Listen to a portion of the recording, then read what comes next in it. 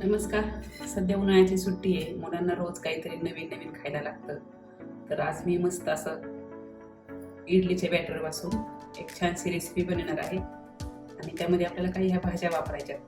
तर मी इथे एक गाजर घेतले बारीक कापून, थोडीशी सिमला मिरची घेतली आहे आणि थोडा कोबी घेतलेला आहे. तर हे अजून आपल्याला बारीक करून घ्यायचंय.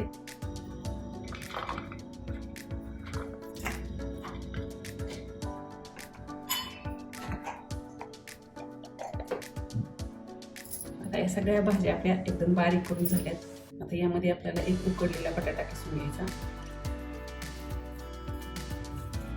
आता हा बटाटा किसून झालेला आहे. आता थोडंसं आपल्याला पनीर पण यामध्ये किसून, पनीर किसून झालेले. आता यामध्ये आपल्याला चवीनुसार मीठ टाकायचं, थोडी मिरची पावडर, मी थोडी कोथिंबीर टाकायची आणि हे चांगलं मळून घ्यायचं. आता हे सगळं मिश्रण आपलं तयार झालेले, पीठ मळून झालेले. आता हे बाजूला ठेवायचं. आता डोसा बॅटर तयार करून घ्यायचं. आता इथं मी 2 बाउलमध्ये डोश्याचं पीठ घेतले. तर एका बाउलमध्ये मी हे पालक प्युरी टाकणार आहे.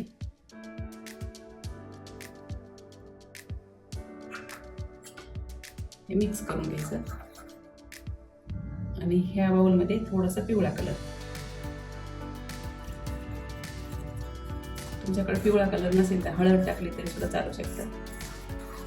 तर याचे आपल्याला डोसे तयार करून घ्यायचे. तवा तापलेला आहे, थोडंसं तेल लावून घ्यायचं.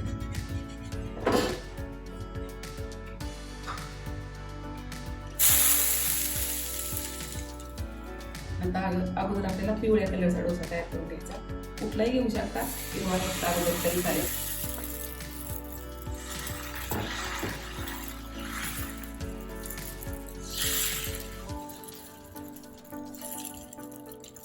आता ही बाजू पलटून घेऊ.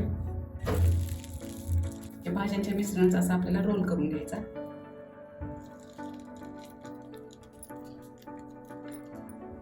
आणि याची आपल्याला ताशी गुंडाळी करून घ्यायची.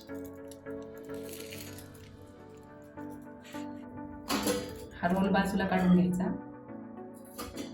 आता याच्यावर आपल्याला पालकाच्या प्युरीचं जे बॅटर होतं त्याचा आपल्याला डोसा तयार करून घ्यायचा.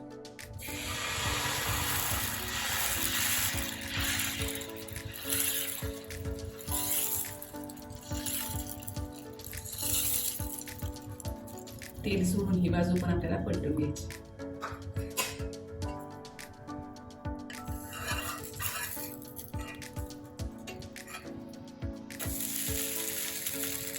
अगोदर तयार केलेला रोल याच्यावरती ठेवून घ्यायचा आणि याची गुंडाळी करून घ्यायची. मला तव्यावर जर नाही जमलं खाली उतरून सुद्धा तुम्ही हे रोल करू शकता. हा रोल एकदम थंड होऊ द्यायचा आणि मग आपल्याला हे कट करून घ्यायचं. आता दोन्ही रोल आपले तयार आहेत, थंड झाले. आता आपल्याला हे कट करून घ्यायचे.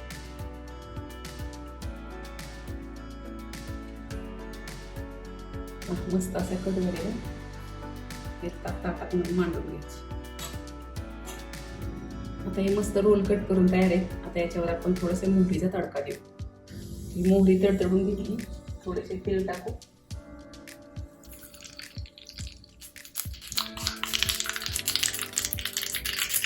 मस्त आपले असे हे डोसा बॅटरचे सगळ्या भाज्या घालून छानसे रोल तयार झालेत.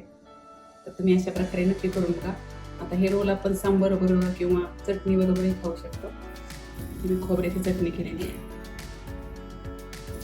एकदम नवीन आणि एकदम युनिक अशी रेसिपी तयार आहे. नक्की करू बघा. आवडल्यास लाईक करा, शेअर करा आणि चॅनलला सबस्क्राईब करा.